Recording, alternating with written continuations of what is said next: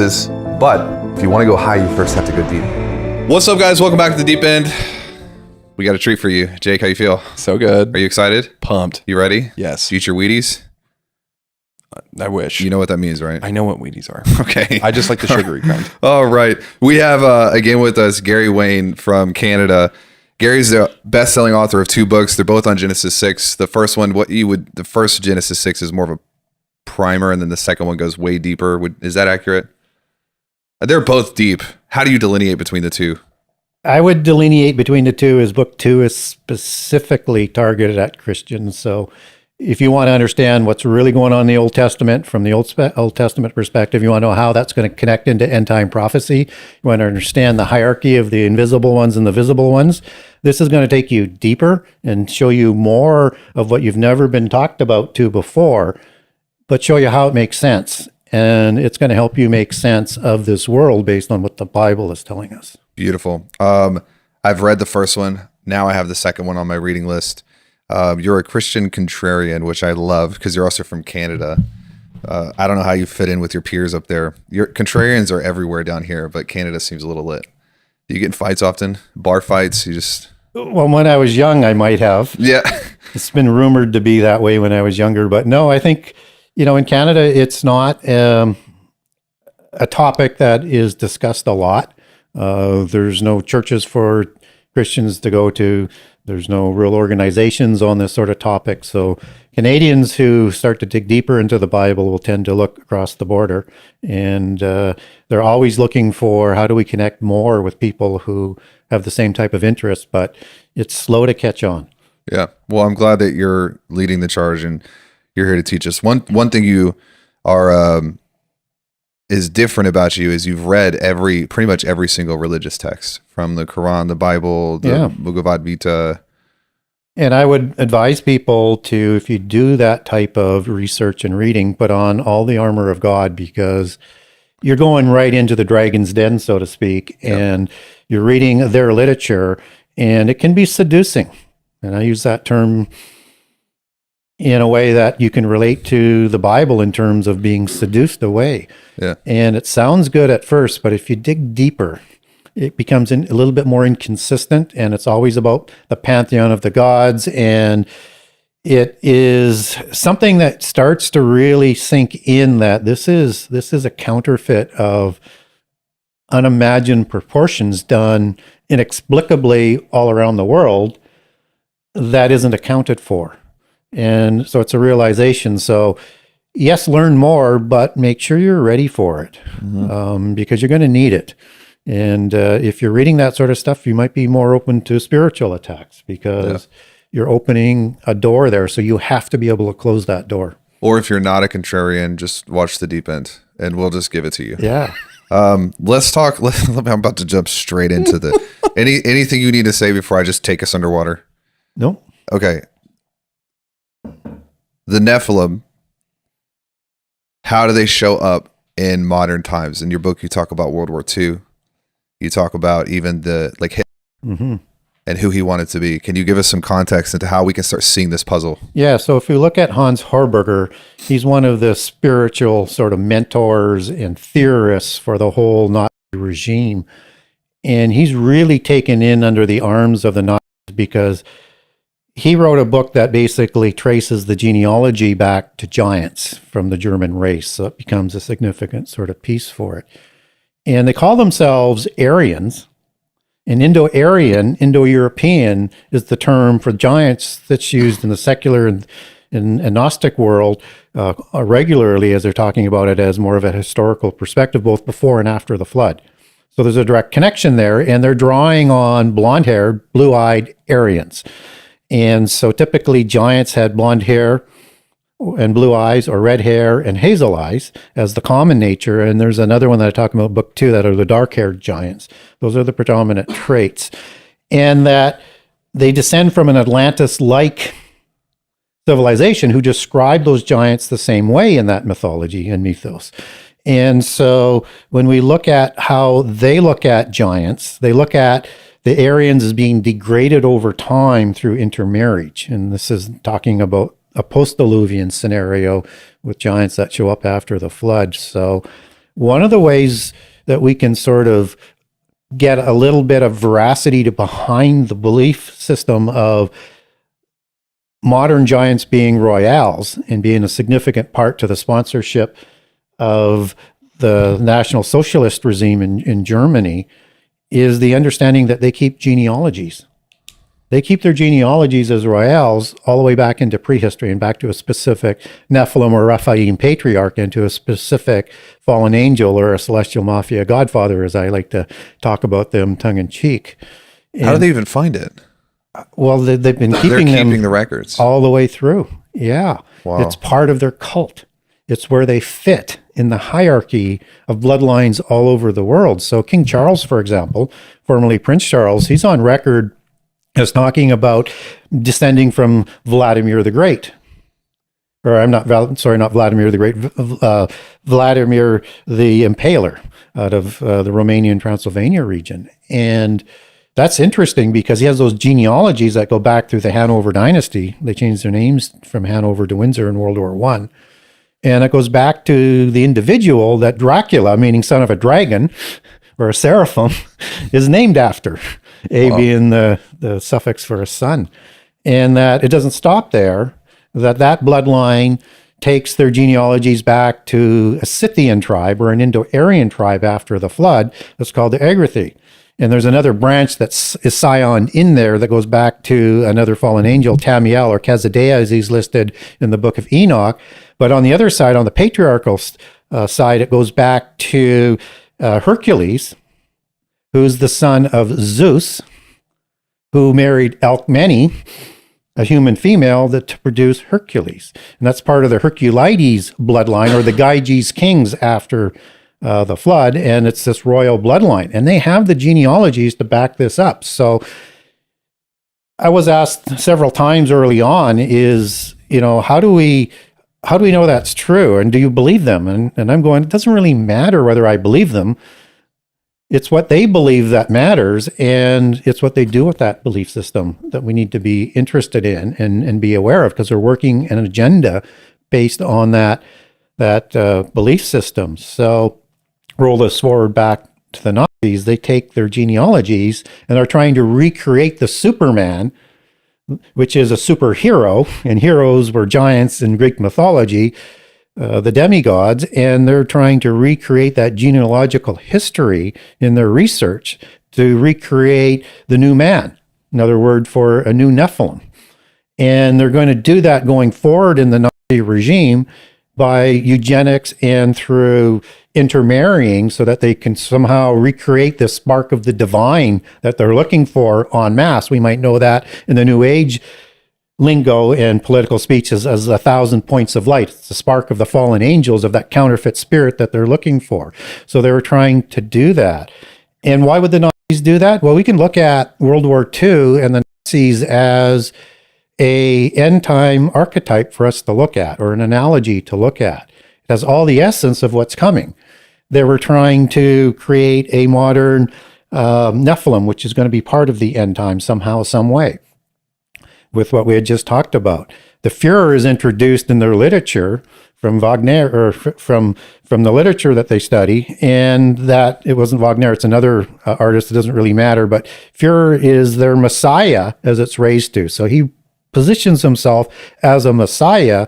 They will be trying to set up a world government and 1,000-year Reich, with the Third Reich that they're trying to set up. So it's a counterfeit millennium that they're trying to set up. They create the Reich Church in 1933 to formalize their new religion that they call Ariosophy, which is theosophy and Volkish ideology and Arianism that's combined to make Ariosophy. Theosophy is introduced as an extension out of Gnosticism and the secret societies into Germany in the late 1800s. Blavatsky is the one who popularizes it worldwide, but they put their own Volkish understanding of that, or Volkish and real ideology, onto that belief system to create their new religion. So the Nazi regime and its roots is going to go back to perversion, so to speak, of theosophy into a specific Ariosophy or Arianism and a hatred of Jewish people, and the giants were created to destroy God's people. So it's part of that belief system. And secret societies. So you're going to have, and secret societies, their religion is Gnosticism. So it's just an extension of the same thing. So Freemasonry and Rosicrucian is a significant part of the formation of the political complex for the hegemony in Germany. And you're going to have people like von List, who's going to create the Arnamen order in the early 1900s. And then in 1907, von List Liefensberg is going to create the new temple. Then that's going to form by 1912 and merge with Aryan Volkisch ideology to form the Germanenorden secret society. That's going to make the way for the Tula or Thule Society, as a lot of people would pronounce it, which is the ancient Atlantis in the Norse and German mythology that Hitler is going to be initiated into. So you have this complex work. We could go into a lot more details, but I'm just trying to lay the table of what we can look for the end time, that they're looking to put this world government in place with this polytheist ancient form of the religion that goes back to before the flood in control. To recreate it. Yeah. For a one world order. To bring in a counterfeit millennium. And then you have a Holocaust of the Jewish people. So roll that forward to the end time as well with the tribulation of the saints and the Great Tribulation. And you're seeing a similar kind of thing that we can expect for the end time. So Theosophy, just for people who haven't heard that, says is a philosophical spiritual movement that seeks to explore the underlying truths of existence, blending insights from religion, science, and philosophy, emphasizing the search for divine wisdom, the unity of all life, and transcending the boundaries of individual religions and belief systems, like a tethering together. Would hermeneutics or Kabbalah be examples of a theosophy? It's all part of it. So Theosophy, when you break that down, Theos, God, and Sophia, the mother goddess. So you're actually getting a male and female dualism that's in the pantheon within that word. And it would also be understood the wisdom of God. But in their understanding, it wouldn't be God's singular, it would be God's plural. Yeah. So this is that ancient knowledge polytheism as being a knowledge cult. So now that we're on the topic of World War II, by the way, you're going to have to wrangle control from us because he just talked about World War II, and I know we were going to do it quick, but now I don't want to do it quick. I want to go into it. Let's go into it. It's Gary's fault, really. I've studied a lot of World War II. Yeah. It seems to me that the Germans were having help. Yeah. The technology they were creating. I mean, how they didn't bulldoze the whole world, I think that either God intervened or Hitler went crazy or some sort of both. But do you see that in history? Like he was getting downloads somewhere. Something was giving him stuff. They were having information provided for them. And they said that they received the knowledge from their celestial white brotherhood or spirit guides or aliens or however you want to describe them. And at the Rosicrucian level, they're in constant level of communication. And that's where it's important to understand how the secret society sort of fit into the creation of National Socialism, which is a left-wing movement, not a right-wing movement that's been reimagined so that people get sort of confused. Yeah. And so when we look at the help that they were having, how do we know that? Well, they said it. B, they wouldn't let them talk about their occult beliefs in the Nuremberg and other trials because they didn't want to allow the ability to have them plead insanity after putting that on the table. And so Winston Churchill and the prosecutors said, no, we don't want to allow that. Oh, wow. And so when you look now at where did they get the technology and information to create the Tiger and Panzer tanks, which is the same format of tank that's used to this day, that was way ahead of any other technology around the world and was so far superior. If they could produce enough of these and other weapons, they would have won the war. They received jet engine technology. Yep.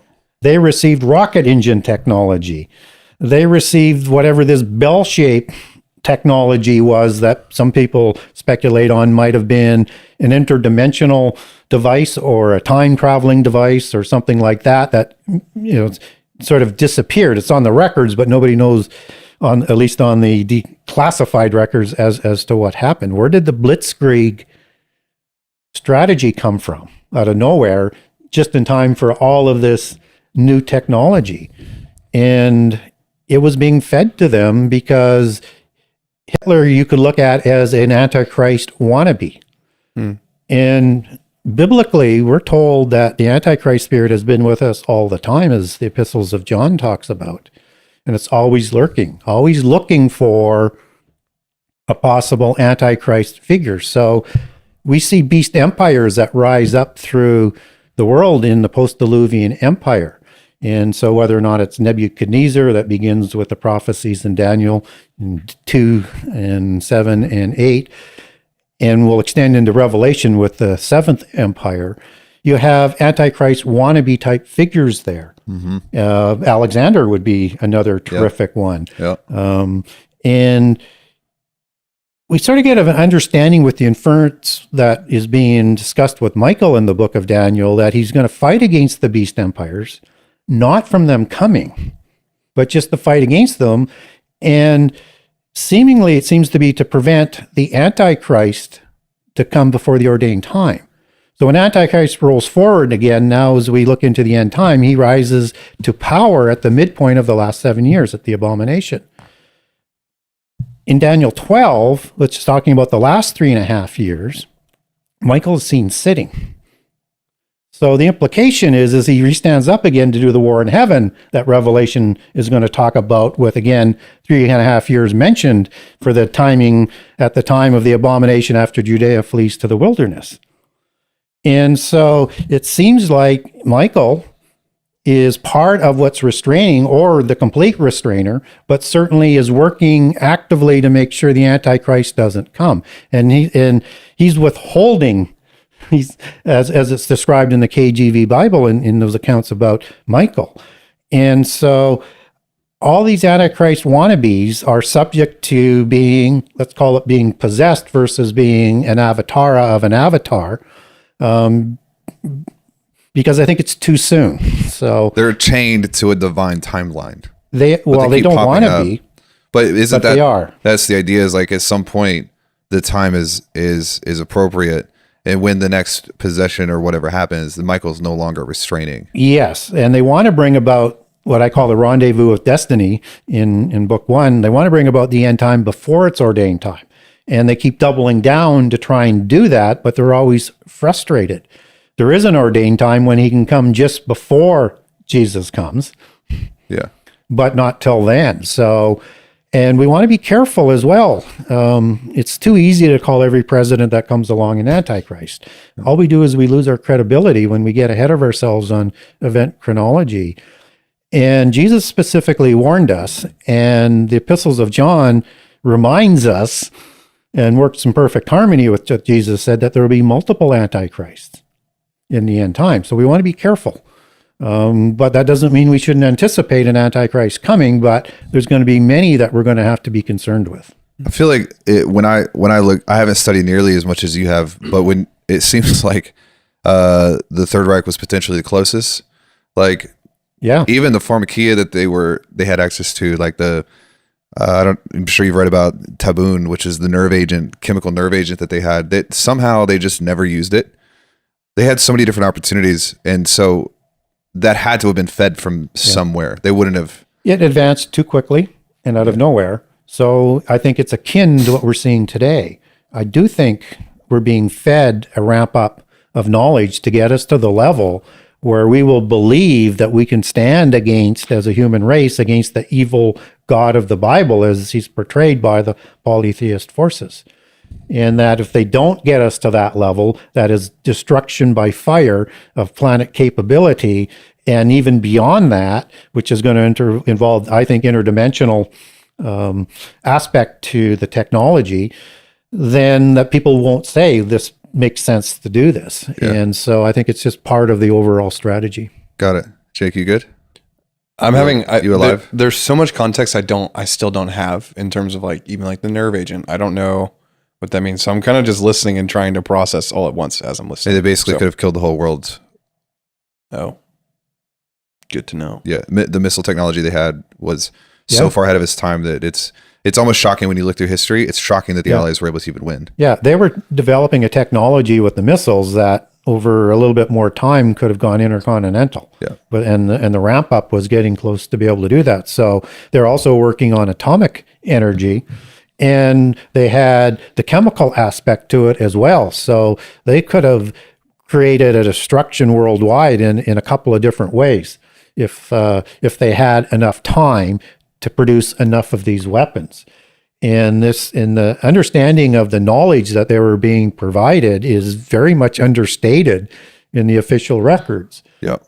But they were researching in all of these different branches, and pharmakeia, as was I think that you're kind of referring to, pharmakeia, pharmakous, and pharmakos from Book of Revelation, is the sorceries.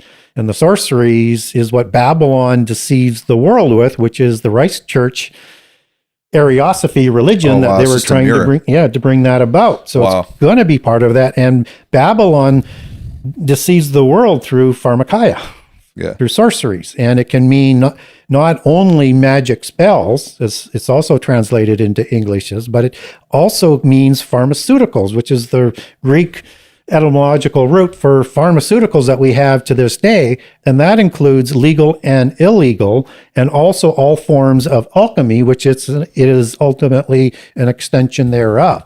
So we can imagine a world that could be using magic spells, yes, but also seducing the people in terms of drugging them down in a way that prepares them to accept the new religion. Whoa, too close to home. Yeah. And you catch it? You don't understand. I don't. What did Do you catch? understand? Well, we can't say it, but it starts with a V and ends with "een." yes, has to do with pestilences. We can say that. Yeah, we can't say that. Or like RFK Jr. talking about fluoride in the water. Mm-hmm. I'm trying. He's going to catch up. I'm really trying. We need to get you a notebook. Yeah, so that's all part of that technology, and that technology is being fast-tracked into digital technology that can be administered through technology that can change all aspects, not only cure everything or change anything, but not just at the gene level as they're going to advance it, but at the quantum level. Well, the last, Jake, I'm going to circle back to you in a second. People are going to get mad at me if I treat you that way. Oh, you got it. Oh, Thank you. got it. Okay. The last rendition of this is gene altering, which was the pandemic. Can I follow you on a thread for a second? Sure. So okay, let's put the Third Reich in a box for a second, and we'll come back to it. I just have an off the cuff random question. Vampires. Yeah. Did vampires come from the Nephilim? They real? Like, Well, vampires are real in the occult. Dracula is a more modern type of the literature that's going to hold the belief system and their history within it. So you have, Dracula, for example, as a son of a dragon. It goes back to Greek for drakont and drakonta, which means watcher, as in watcher angel. really? Yes. What the crap, man? It's everywhere. People just don't recognize the links of it. And of course, the giants, both before and after the flood, and secret societies probably at the adept level even today, would drink blood. And they were drinking blood to extend their life after Genesis 6:3 shortened all lifespan to 120 years. And they also used it secondarily to provide additional cognitive abilities. And so they preyed on humans not only to eat them before the flood, but to drink their blood. And then after the flood, they had to do things a little bit more in secrecy as they were needing humankind to survive because they had a fertility issue after the flood. And they required to not go extinct to intermarry. So they have to do a lot of this in secret, but blood rituals has been part of polytheism right from the beginning, and at the adept level still is. So now you have the drinking of the blood to try and give you that thing that they're seeking, is being a god in the physical world. They can't recreate godhood into the realm of heaven, but they can try and bring back the immortal Nephilim concept by having a body that's going to last forever, or replacement bodies to go with it, with that spirit, for particularly the disembodied spirits that they're really trying to create these oikotarians for, dwelling place for spirits was the definition of an oikotarian, so that they can rule the world going forward and live in the world going forward. So, dude, I'm like really off my leash right now. I know. I don't have I don't feel like I have the requisite intellect to keep up to track. You're doing great. Were there quality levels to the types of blood? For example, if there was a lot of epinephrine or trauma in the blood, was it more valuable? Unfortunately, there is a hierarchy to the preference of the blood. The more innocent, the better. So you can imagine some rituals from the past where virgins were murdered.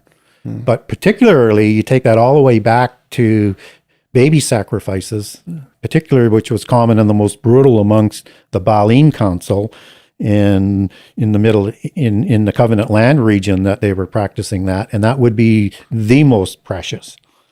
And that they believe that they can absorb that spirit because they believe, and biblically, I don't believe that biblically they can do this, but biblically it says the life is in the blood, right? So that's why they're trying to access to it. Blood drinking also has a significant meaning to them in terms of the matriarchal aspect and the relationship to the moon and the menstrual cycle and the blood thereof. And they call that starfire in the occult. Again, to do the same kinds of things, but for separate rituals. They are a blood cult, and they call that in the National Socialist regime, the Vril, which was a Rosicrucian concept that goes back to before the flood, which is, again, showing another representation of secret society influence amongst National Socialists. And that they believed there was something special in the blood that if they could consume that, they could recreate again, in part, the superhumans or the demigods of ages past. So when we look at how blood fits into their ideology, it comes at the expense of humans. So it's a corrupted, it's another counterfeit. It's a very evil counterfeit. Yeah. There's another allegory that goes with it. It's from the matriarchal side. So the allegorical bloodline on the male side is the dragon bloodline or the raven bloodline. Dragon's the most common. On the female side, it's the fairy blood or the owl blood, and fairy being more common on the matriarchal side. Now, they have a process in the occult called the quickening, and they sort of take that from the Bible in terms of the KJV language when Jesus was crucified and was raised back into heaven. And so they use that as a quickening, as in, if people are familiar with the old series, and I know I'm an ancient person, but there was the Highlander series of movies and TV series where they had the quickening, and that's where they took the energy, the spiritual life force, in that process after cutting their head off, which was a typical way you wanted to keep a giant dead because they had the ability to heal themselves. In particular, as you take that back to the Rephaim after the flood and the definitions of their name in the original Hebrew that produces the word Rapha, which is 7495, which is to heal or being a doctor, but mostly to heal. 7496 is the other part, which is the disembodied spirit, the demon spirit. You're giving us Strong's numbers, correct? Those are Strong's and the Strong's Concordance. 7497 is the word giant. And then after that are names of people named Rapha, which would be descendants of the giants. So we get the term Beth Rapha as a house of a bloodline, a dynastic bloodline in the Old Testament as well. It's interesting that like the Bible specifically mentions like David cut off Goliath's head. Yeah. It must have been like you have to do that. Yeah. Look at all of the details. So he took 5 stones, not because he thought he was going to miss, but Goliath had 4 other brothers, and Goliath was also the king of Gath. And there was a pentapolis of 5 cities of the city-state complex. He thought he might have to kill either 4 of his brothers or 4 other kings that day. So he took 5 stones. That rock going through the head would kill any individual. It was probably one of the most lethal weapons and most accurate weapons of the ancient times. But he doesn't take that for granted because this is a giant that could grow back an arm, or if the head wasn't severed, he could repair himself. And so he chops off the head with Goliath's own sword and then raises it up, not only to Israel, but to the Philistines, in a sign saying, he's officially dead. He is not coming back. Yeah. And it's the worst death you could give a royale in the ancient world, was a beheading. Why? Because they would not be able to go to the place they wanted to go to after they died. So if you look at most polytheist rituals, the Ugaritic text is a good one, the Egyptian text is, but they're all kind of similar with a few nuances.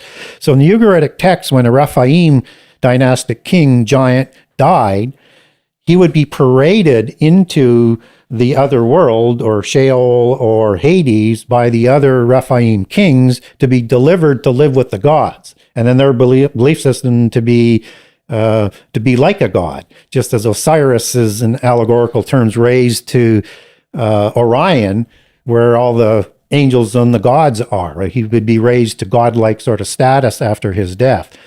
And so in the Egyptian stories and rituals, it was on a boat that sailed on a river. Greek had a similar one of this river that went into Hades and Sheol. So if they had their heads chopped off, they were either going to roam the earth as in dry places, as Jesus describes these devils, which is poorly translated, in my opinion. The word is daemon, or the Greek word in the New Testament for demon, not diablos, which is the word used for the devil for Satan. It's a distinctly different word, translated the same way. But we should understand these as the same as the evil and unclean spirits that Jesus is depossessing. And these are not fallen angels, these are the disembodied spirits. And so when we look at where they could go, there would be what Jesus describes as like being in dry places and needing a body to go into to have rest or to interact with the world. So they're going to suppress the host, right? It's not a symbiotic relationship versus what an avatar relationship would be, more symbiotic, where they're adding power and wisdom and stuff to them in that belief system. And so when we look at where else they would go, we should go to Ezekiel 32. We have other references that would be in Isaiah 14 and elsewhere, but it's talking about the terrible ones who did terrible things to humankind in the time of Nebuchadnezzar, who is the terrible of nations. And the terrible ones, which are described as the mighty ones in the sides of the pit prison in Sheol or Hades, are talking to Pharaoh, another terrible one, and a royale, and along with the mighty, which is the Hebrew El in that translation, so fallen angels and giant demon spirits, the worst of them, that are talking to Pharaoh. So that's where they didn't want to go. They wanted to get to where their gods are. And the other scary thing to keep in mind, these terrible ones are ones that are coming out of the pit prison just before the midpoint of the last 7 years, with the opening of the pit prison in Revelation 9, along with the fallen angels who did the most horrible things to humankind and violated the laws of creation and would have blasphemed the Holy Spirit as being coming like a mother goddess, would be one of those sins. Because in polytheism, the mother goddess is their cognate being for the Holy Spirit. And those are all coming out of the pit prison just before the midpoint of the 7 years and just before Antichrist comes to power. That sounds bad. It sounds unimaginable what that implications are. And the only way we can learn is what happened in the days of Noah, both before and after the flood. Got it. Okay. Vampires are real. Check. Been waiting a couple years for that one. So thank you. How are you? You good? You caught up? Sufficiently caught up? Just hanging, listening. Anything that you wanted to talk about or you want to ask? I'm really curious on AI from Gary's perspective. Are you? Sure. Yeah. I'm very interested because you have said things like you think Nephilim are involved with AI. And I'm very curious on what is happening. How are Nephilim attempting to mess with us now? What are the modern day tactics that are happening right now, including AI? Well, let's just look at AI as a separate thing and just sort of connect it into the larger notion that it's the royales from more of the back rooms now that are controlling everything. They'll become more visible because you're going to have 10 kings that are going to rule the end time government before Antichrist comes to power at the midpoint of the last 7 years. So they come first, and Antichrist rises up between those horns. Daniel 7 refers to, and Revelation 17. And so these are the descendants of the beast empires. These are, as Daniel 2:43 is, they're going to mix their seed with humans. These are the ones that in Psalms 21, 8 through 10, he's going to remove their fruit and their seed from the seed of humankind in the end time, in the time of his fiery wrath. There's a seed line here that's been with us all the way through. And these are the terrible ones that are also destroyed on a mountain, which is likely Mount Hermon, in the end time, at the time of Armageddon. So with that sort of as a background, that somehow, some way, Nephilim or their descendants are going to be with us, or both, and certainly they're going to require a creation for a soul and a body of some form for the demonic spirits that are going to interact with us. We're going to have that influence again in the end time. Now, AI is part of this angelic technology that we were talking about, and no matter what anybody says, just watch a Terminator movie, and you know AI is probably not good for you. I say that in tongue in cheek, but you know, we need to understand that it's not the knowledge, it's how it's going to be used, and it's always a double-edged sword. And AI is going to be a coming together of several technologies, I think, that includes quantum computing, which is interdimensional, and the cryptocurrency. They're currently working on the aspect of, from another dimension, to be able to prevent the decryption of cryptocurrency, so the Royale's off the books money is safe. Yep. And so this is all being worked on. In fact, even at the Davos meeting last year, they're quite disappointed that AI is not up to speed yet to implement their chip system that they talked about in 2017 and 2018, so that they can create that in conjunction with the Neuralink to create this hive mind, so to speak, where they can communicate without speaking. They were talking about that in Davos last January as well. So AI needs to be developed in a faster way, and there's a larger emphasis on it. So now we roll that forward. What do we know in prophecy about something that looks like an AI? And we get an image of the Antichrist in the end time. And this is a speaking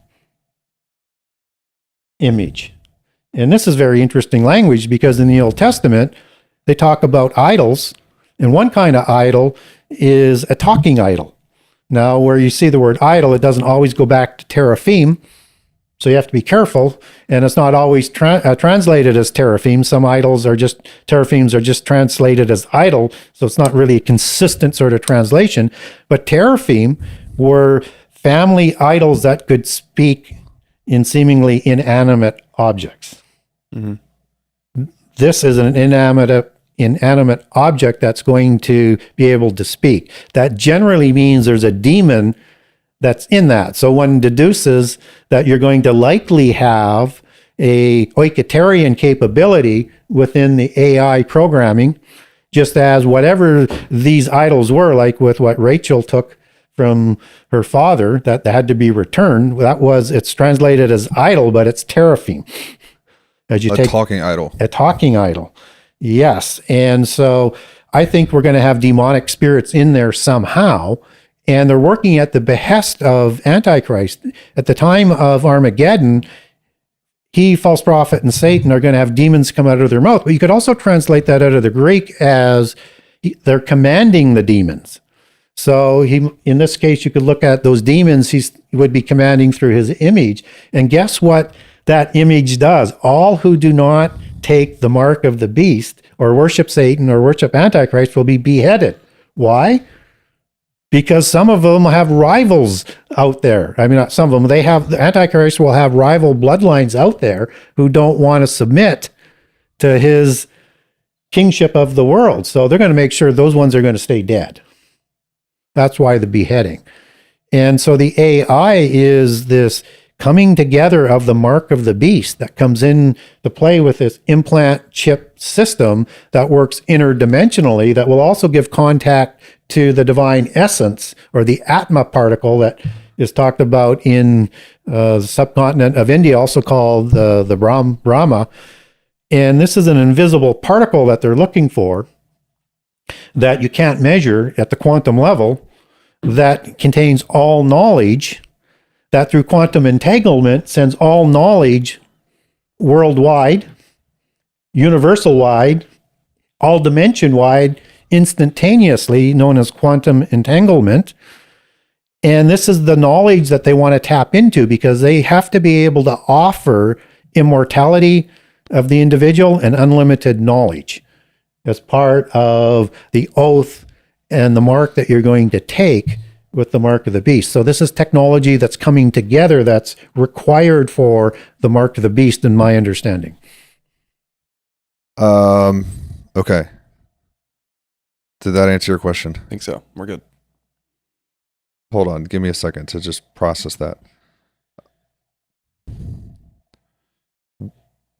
CERN. Yeah. What? The CERN? Yeah. What is that again? It's it's the first like major quantum location. Yeah. Is in Switzerland? Yeah. I've heard that there are strange artifacts, statues, things that are like on location, almost like they're trying to figure out if there's energy around those that can construct. We're going off into conspiracy land because I haven't studied it, but I'm sure you've studied it. Does CERN seem to be the foremost leading edge of that right now, or are there It others? is. It was the source of the internet, for example. Really? Yeah. Most people don't know that. I didn't know that. Yeah. And CERN is an acronym, and it's a contrived acronym.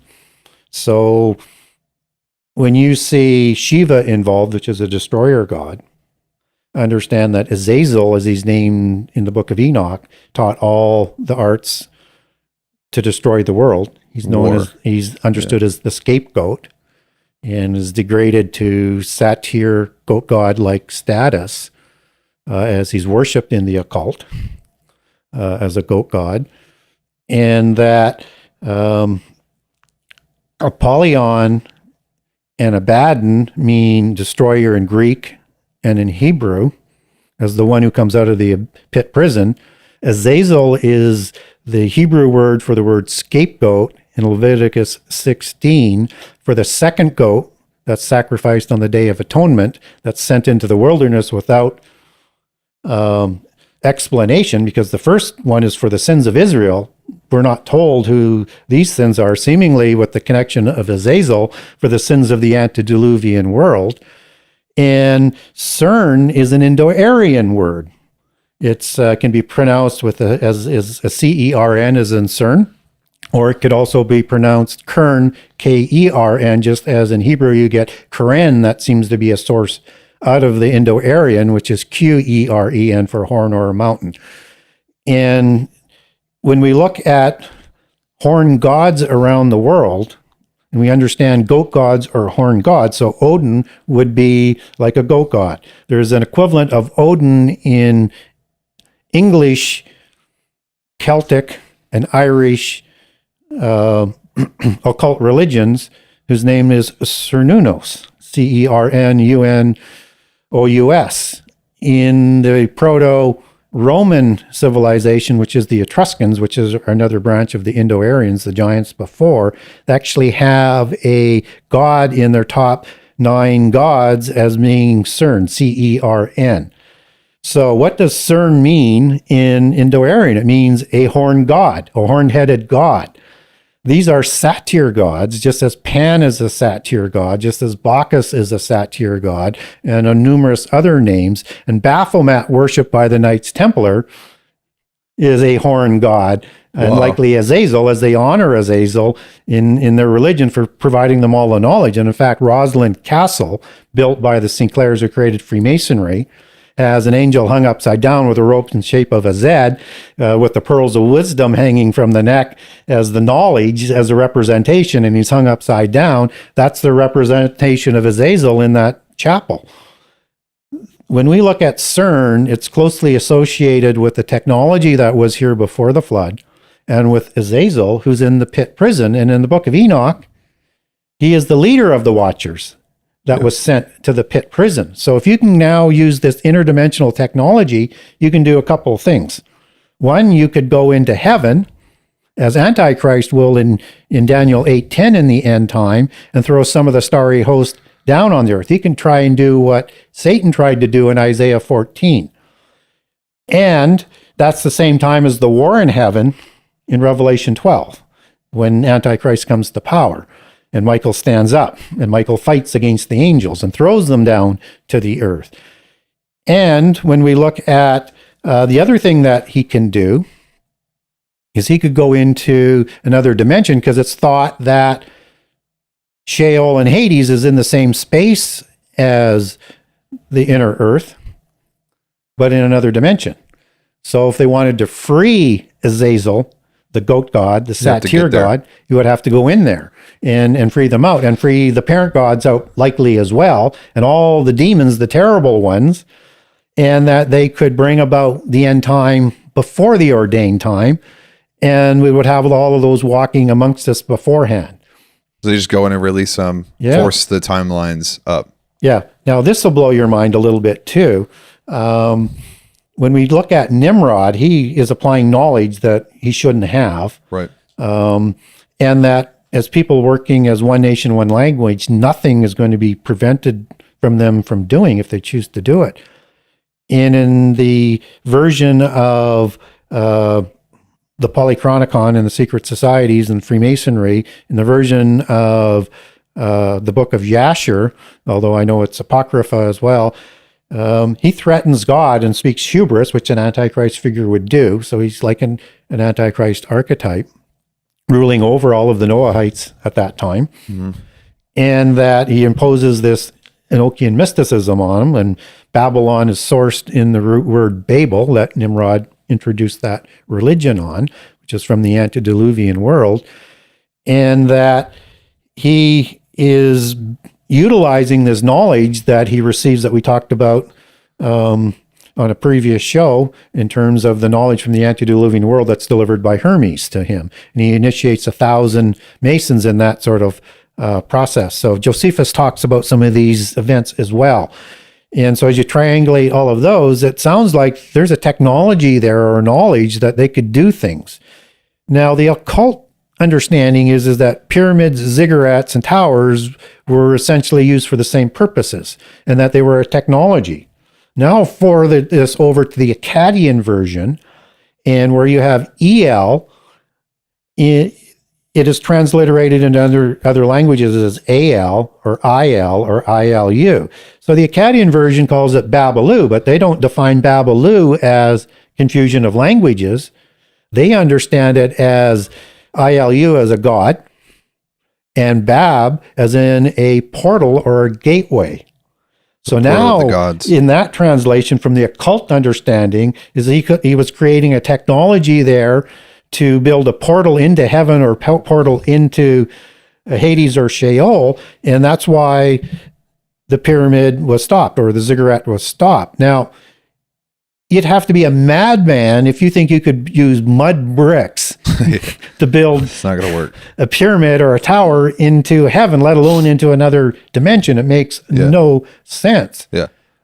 But if you had that technology, you could be like the Antichrist, and again, poses him as another Antichrist figure. And of course, an intercession by God to ensure that all the names in the book of life are going to have that opportunity to leave it in or not. So the organization of CERN, you could extrapolate on that and say it's essentially, this is why more of a one world order is required to get that off. Like imagine if every country in the world was united and working together towards just this one thing, like we would do it.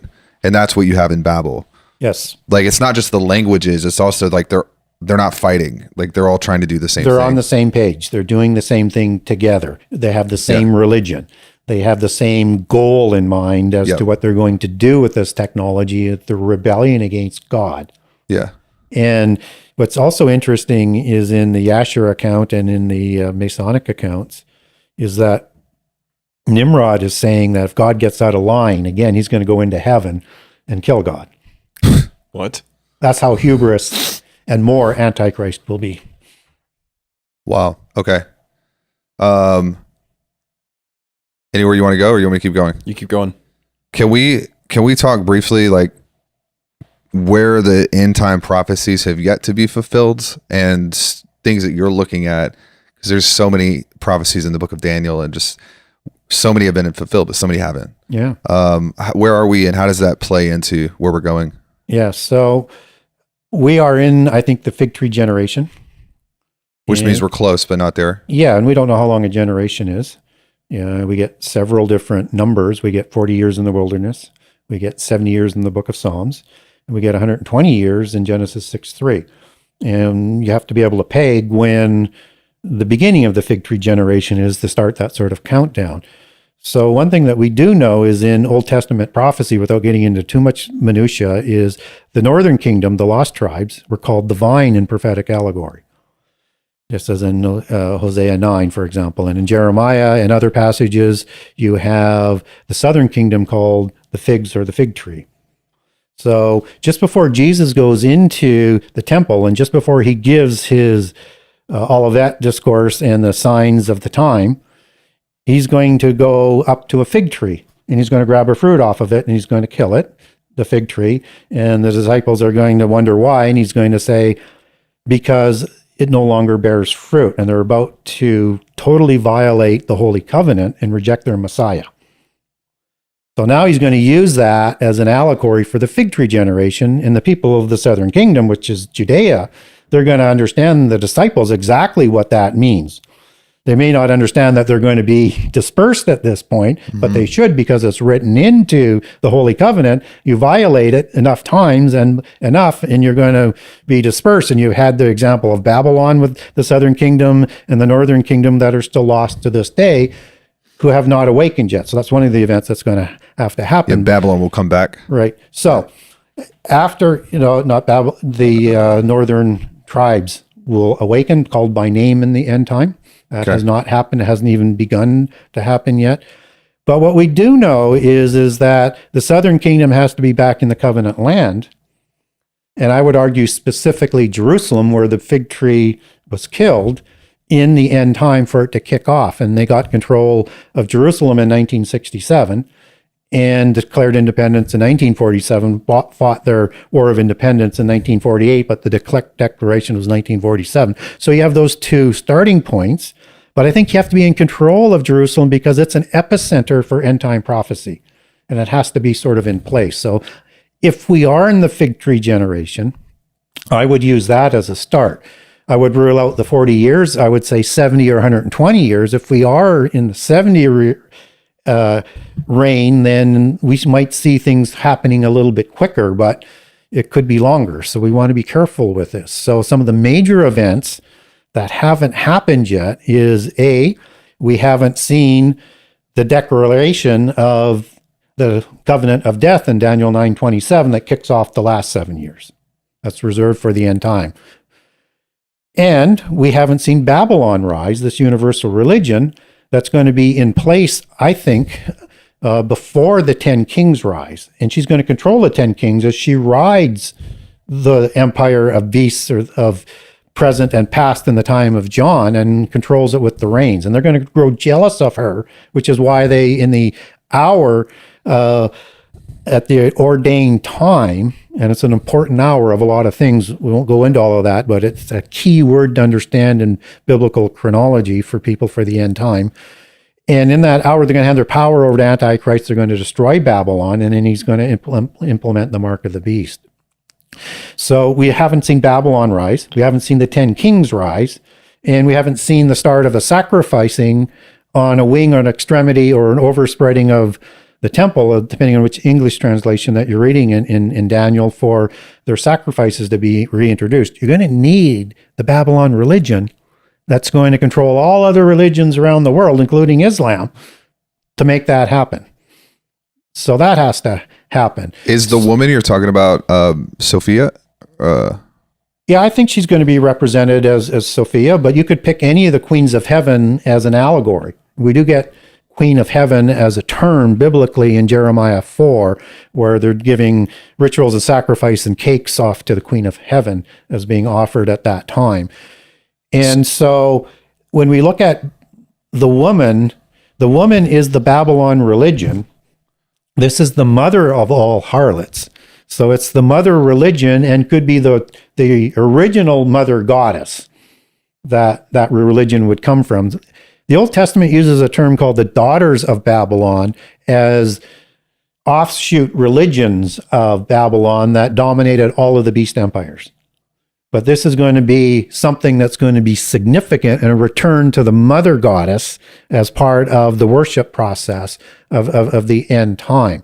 So, which would assume that that's a theosophy type religion, correct? Yes, we would from a Western perspective. Such as New Age or like Christ, the consciousness, like does that qualify or what qualifies as a religion? I'm trying to figure out what it is. Well, basically, you have two religions in the world, monotheism and polytheism. Okay, got it. Okay, and so all of these religions are based on the old religion before the flood or the religion at Babel, in terms of what Nimrod imposed. Well, the most polytheistic religion ever in history is going to be New Age because it believes that we're all gods. There's billions of them. Yeah. Well, it's the same belief system as in Hinduism. It's the same belief system. That's true. Yeah. Yeah. So it's going to follow in fact, some New sort Age of... borrows a lot of Hinduism and Buddhist terms into their vernacular. That's a big realization if people are paying attention. Yeah, and Christ consciousness is their belief system of the coming Christ, not the coming Messiah, not Savior. Yeah, not Yahweh, not Jehovah, not Yeshua, not Joshua. I mean, several different names that you could apply there for the same being. This is their counterfeit that's coming.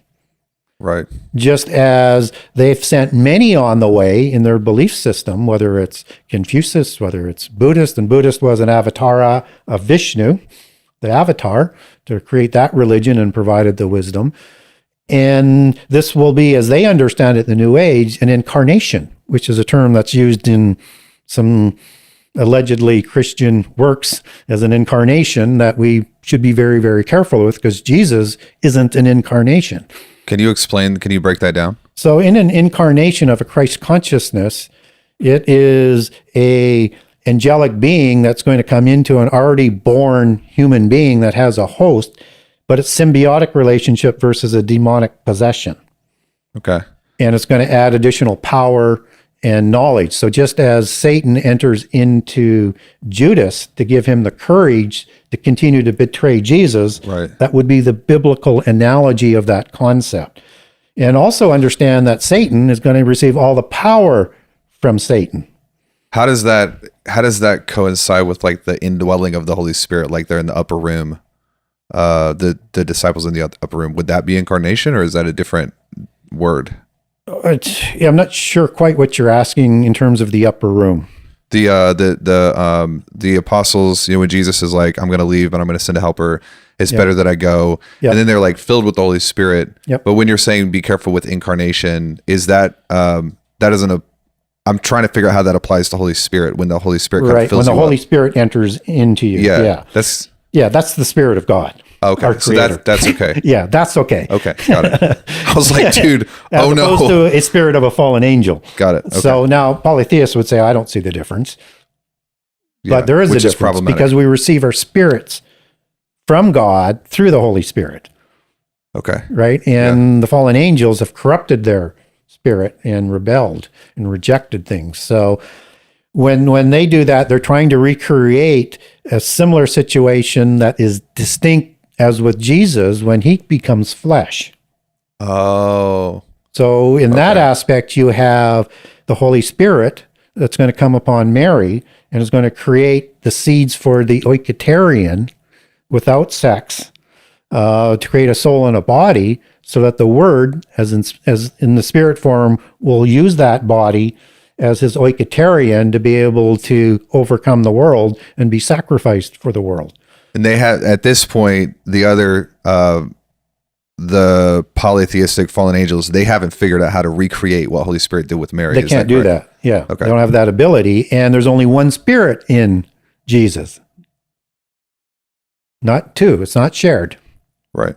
Okay, so there's a distinction there that the polytheists have brainwashed us to accept as an incarnation, which has two spirits involved as a minimum. Oh, And you could have more than that. yeah. This is like 10 steak dinners in one podcast. Yeah. I'm gonna go make some coffee for both of us. We're gonna do an intermission, then we'll come right back. Sure. Wonderful. He's looks so overwhelmed. I'm going to have to watch this at like 0.75, and then I can't wait to make shorts. I think I'm going to learn what you're saying on this episode from making the shorts from this episode. I don't know if you can tell, but like, can we be best friends, please? Yeah, sure, I need absolutely. someone to call when I'm so confused. I feel like what we just did is we just went from a solo, and now you're Jake and you're Taylor. Yeah. And I don't know what I am anymore. I'm just here. So do you like sugar in Sorry. your, do you Didn't mean to like, do that. do you like, okay. do I you didn't like think this sugar went like in a your fifth coffee grader. or Just cream. Just cream. Yeah. Okay. I'm going to go make that, but I do want to say something. I almost feel like this episode should be the first episode. Really? And then the one we just did before should be the second. Okay. Because we hit so fast in this episode. I don't know how you feel, but we're like, boom, intercontinental ballistic missiles, boom, vampires, boom, Hitler. Like Intro to Gary Wayne, yes. if I'm watching the first episode, I'm gonna watch 6-7 minutes. I'm gonna save it for study on the weekend. Right. If I watch this episode, I'm gonna pull over on the side of the street and finish it. It's Yep. so fast moving. Well, that's good for the audience to know. So, I mean, because we talked about in the first episode filming a second one. So this is the second episode, and then we'll release the first one later. Yeah, and we can just put that in the trailer, maybe even, and just Yeah, say we'll, that. we'll put a trailer. It's fine. Yeah, that's great. And then I'll just figure out a. Yeah, like I say, just feel free to go wherever you want to go. I on the am topics, blown so- away by this guy. Okay, so I want to keep going on this train. I know where I want to end, but I'm just having fun in the middle. When you look at pre-flood, post-flood, we've gotten a lot of comments about people who, specifically on Timothy Alberino's episode, when we're talking about the planets and the stars, and they're like, "Don't you know that the Earth is flat?" Is the Earth flat, Gary? Well, a lot of people believe that to be the case. I am agnostic on it. Okay. It would take a lifetime of research to figure that out. I lean slightly against it. It's not a faith issue, but it certainly has a life of its own within the Christian community. So I understand how we get there for a flat earth, and I'm not against the idea of it. I think the language that's used for the understanding of flat earth could just as easily be understood as a three-dimensional description within the larger context of those passages that it's being used in. But I understand how you get to a circle. But that's not necessarily all of the passages that are used in the Hebrew language for that description. But you can still make an argument for a flat earth. I think as a qualification on the other side, I speak regularly against science and how it's being dictated by the polytheists to run a polytheist campaign to lead people away from God. I am highly critical on NASA and how they communicate, what they do. And so I'm not giving the globe people a complete vote of support either. Although I would lean a little bit that way. But my challenge to the FE people would be that we need to be able to, if we want to make that argument, we want to make sure that we can answer phenomena that isn't really covered within the theology or the theory of the flat earth. So a couple of those things are 24-hour light and darkness, one at each side of the poles. I'm from Canada.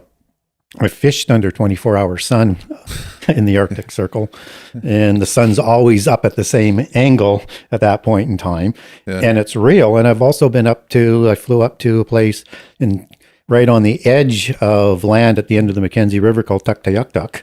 I had to look at a claim in December, in like mid-December. So it's already 24-hour darkness then. Wow. And there is no light, period. It's dead night. And Wow. so it has to account for those two aspects going on at the same time twice a year based on the solstice. So I would encourage FE theorists to continue the research, not for me because it's a lifetime worth of research to do, but continue and also try and incorporate in all the examples of eclipses that aren't accounted for. Not some of them are, but some of them are not. And if we can't, then it's good to say that I still believe in an FE, a flat Earth, but there are some things we have yet to resolve. We should be transparent and not trying to shoot down anybody who might have seen effects that they would disagree with as being, misinformation artists and things like that. So I would just encourage a more tolerant approach and continue the research. That doesn't sound like a contrarian. Well, they need to verify it. They do have to verify it. Okay. What about occult symbolism? Like, can you see the Nephilim influences on culture and society today the same way that you could see it back then? Sure. I think so. I mean, it's within, our language. How so? Well, we have the word, giant, that goes back to, in etymology, to Greek meaning giant, and gigantic, which has the same sort of root. And when we look at words like great, as it's used for the mighty men of the end time, that's megas and megastranes, which goes back to Indo-Aryan meg, meaning for a tall giant, and grandees is another extension out of megas and megastranes, meaning a large tall man. And each of those words means sort of giant. So just starting with the word giant, you have a number of connections that are there. So anything to do with something that's larger than a normal species is sort of rooted in that whole Nephilim sort of concept. So when you're building mega projects, who are you building it for? What's it in honor of? And how those applications of those kinds of words are being used. So you have this giant statue that's used in Daniel 2 that Nebuchadnezzar uses, and it's like a massive giant that is to be worshipped. And then that imagery is used in the metallic empire prophecies of Babylon of the head of gold. And you have the bronze and the gold and the iron feet, and then the iron clay for the toes of the seventh empire of the end time. That is a great statue. That's the Hebrew words describing giants as well in terms of the size and grand sort of nature of it. So when we look at the worship of the giants, which is part of this Zoroastrian Enochian mysticism religion, we need to look at how we swim in that today in what they call wheel worship. And wheel worship? Wheel worship is the Hebrew word Gilgal, which means, and Ophan, as we've talked about, meaning a circuit, or they would do a pilgrimage in a circuit, just as judges or doctors used to work in a circuit in the same sort of way. And that they have 8 Sabbaths in the year of using a solar year versus a lunar year that the Israelites used. So the whole understanding of dates that we worship on is going to be wheel worship, Nephilim religion based. And those 8 Sabbaths, you won't be too surprised to find out that 4 of them happen on the 2 solstices, the 2 equinoxes, and then 6 weeks in between. So as we go through this, the last one is December 21, which is the winter solstice, right? This is at the time of Christmas. And that you have 12 days of Christmas, which is 12 days of the hunting god Odin, as it comes out of German and Celtic tradition. This is a satyr god of the 12 days of Christmas of Yule. Yule being a name for father, just as Odin is understood as the father of the gods. And this is a time of the birth of Mithras on December 25. That was the birth of Mithras. Yeah. And Mithras is the god of Mithraism in the Roman most popular religion, along with Sol Invictus, which is also encapsulated within the Christmas season. I won't go through the complete overlaying of everything on it, but just to give people to understand who Mithra is. You might look at it as Baphomet, that the Knights Templar worship, which means Father Mitra. In Sanskrit, Indo-Aryan, Mitra was a chief god, and it's defined as a bond or an alliance, just as Antichrist creates the covenant of death in Daniel 9:27. And Mithra is the chief god of the Zoroastrians.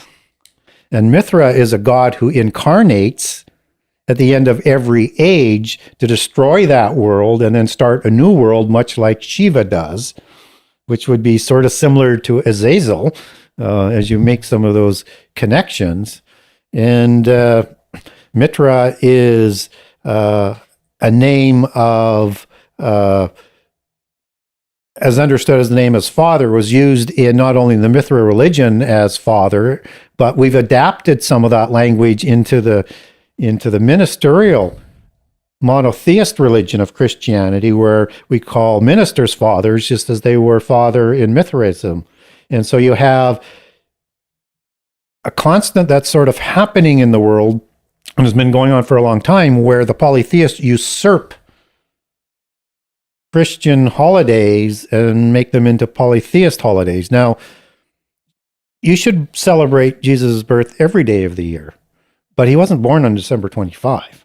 That's the date that Constantine, who created a combination of Mithraism practices with Christianity to create a state-sponsored religion, did to utilize that for control over the empire. Now, God, like he used Cyrus and others, he'll use individuals to get Christianity out or the word out and other things throughout our history. So, but if we look at the details of when Jesus is born, he's born likely in mid to late September, maybe early October, pushing it. So you have to follow the details of the birth of John the Baptist and the priestly order and the times that they did their orders of Zechariah in that accounting within the temple.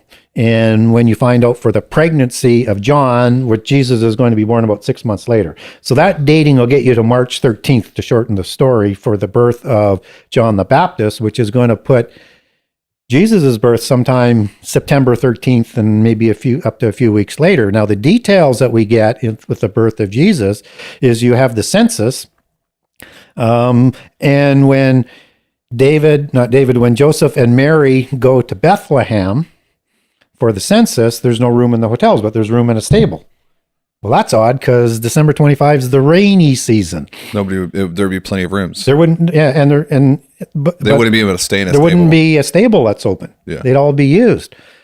And when the angel goes to the shepherds in the field, they're in the field because it's not the rainy season. Mm-hmm. So you get these cross-referencing details that suggest that this day was made up. And again, I have no issues with worshiping Jesus on the December 25 or any other day of the year, but we ought to understand we're not given the birth date. Yeah. But that is the birth date of Mithra. Do you know when the census was? I do, but not off the top of my head. I have a document all about the census I can send you. Okay. I haven't looked at it in a few years, but. So when we talk about calendars, have you done much research on like how the calendars were changed? In terms of from Gregorian? Yeah, like the Essene calendar that they kept, and then it was changed to the Gregorian. It came off of a lunar to more of a solar calendar. Yeah, and I would go back saying that's important to understand, but we should really be trying to focus on the Jewish lunar calendar that's associated with the feasts that would be a better reckoning of when the birth of Jesus was and the Passover, which would have been part of the crucifixion date, right? Yeah. And again, we don't even have an accurate crucifixion date. And in fact, we ignore details on the crucifixion where Jesus said clearly, as the sign of Jonah, he was going to be 3 days and 3 nights in the grave. And there's no way Jesus could be sacrificed on a Friday and be 3 days and 3 nights in the grave. But if you follow the Jewish feasts, you understand he's not crucified on the Friday. Passover happens, and then immediately after, you have the Feast of Unleavened Bread. And at the start of the Feast of Unleavened Bread, you have a special Sabbath. So without getting too far into the details again, you have Passover, the special Sabbath, and then you have the Sabbath on the Saturday, the regular Sabbath, and he rises on the Sunday. So now you understand that in terms of the feasts, you get 3 days and 3 nights in the grave. Got it. Because the Bible can't be in conflict. And certainly the Word of God would not make a math error. Right. Right. But yet we are not, even if we were to have the date right, we'd still be recognizing the crucifixion on the wrong date. Right. Where were like this may tie into calendars, it may not, but it's going back to some of the older history. So you had the Babylonians, and you had like the Persians. Where do you see, because Mithra also is in the Persian Empire. Yes. So were these empires really just being run by fallen angels? And then through history, what we're seeing is they're trying to merge together. Yeah, I think that's a process that they're trying to do because they want to bring about world government. So we had an incident that happened before the flood, and then I'll finish off on the point. So you had a flood that was brought about because of the violence and the corruption, and I speculated that I think they were going to destroy the world by fire, we've talked about. And when I look at some analogies of that in polytheism, I look at Atlantis as being probably the best case because it's an allegory that the polytheists use for the end time as the new Atlantis, the new golden age. Okay. The first time. This will be the second time, I guess. And in that understanding, you have Poseidon, who marries Cleito, a human female, and creates 10 demigod kings in the Atlantean Empire. That's in multiple locations, not just the island of Atlantis or the continent of Atlantis. And they're trying to take the world through military might that's recorded in Plato's Cremaeus and Timaeus to set up this world empire. And that's what stopped. So there'd be an antediluvian sort of Antichrist type figure.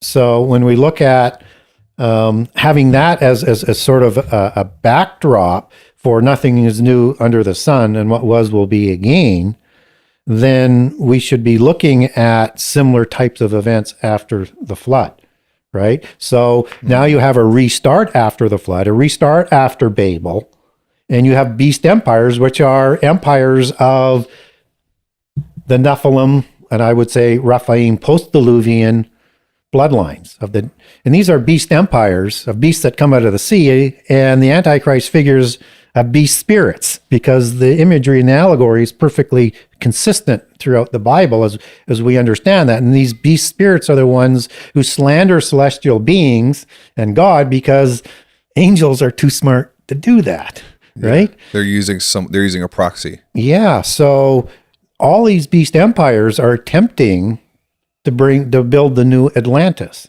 to consolidate everything in the world, except that they don't have the technology to do it. Empires reach a limit that they can actually supply and fortify that empire, and they're all about the same size, and they just run out of that ability, which is, again, why we have to have enough technology to be able to bring that all about. But that doesn't stop them from trying. And so you have Antichrist wannabes through all of these beast empires, and which we'll see again with the seventh empire with Antichrist rising amongst the horns. So back to the death and resurrection of Jesus. 3 days, 3 nights. Let's go into that for anyone watching who doesn't know the because you read the Bible in a way that is fascinating. Like you look at every word and what all of it means. Does Jesus go to Sheol or Hades? What's happening there? That's a great question. And we get a reference to that in 1 Peter, 1 Peter 3. And so in the grave, he goes to the pit prison. Where Azazel is? To talk to the spirits, right? He goes to Tartarus. He goes to hell, as the language is used there in the Greek with Tartarus. And this is where not only the fallen angels are, including Azazel, but also the terrible ones in the sides of the pit prison. And he's there. This is now my speculation, but he's visiting while he's still in the grave. Mm-hmm.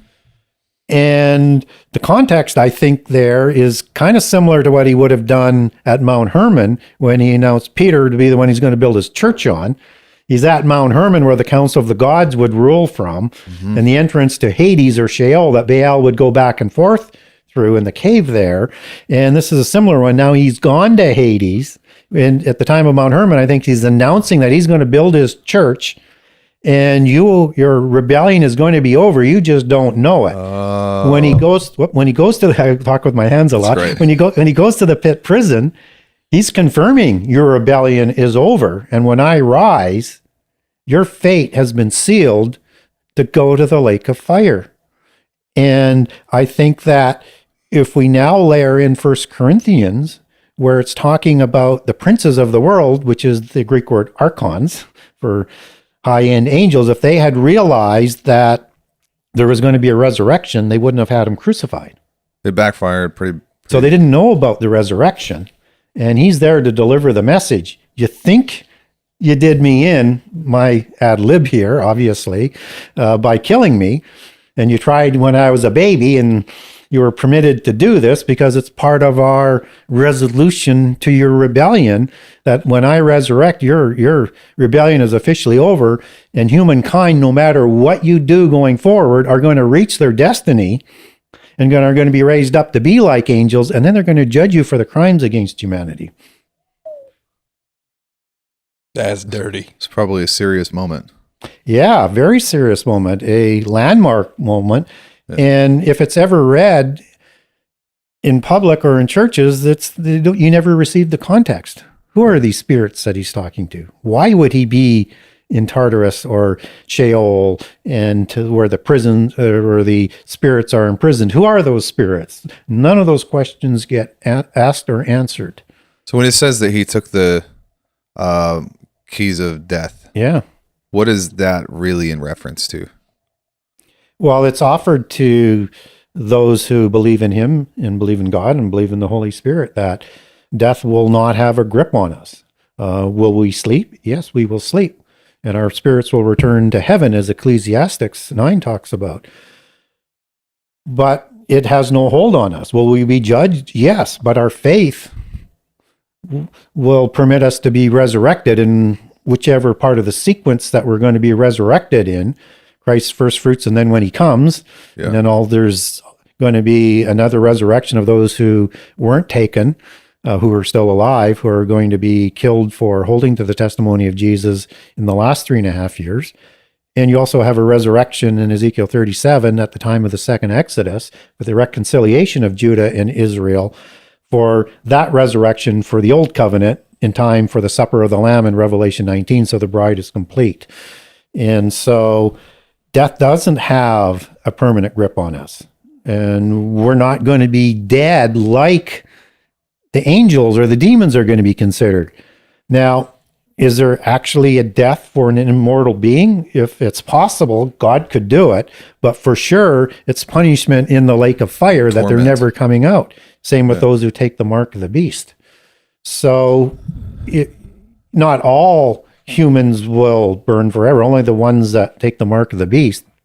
There may be other allowances for others for there. We don't get that biblically.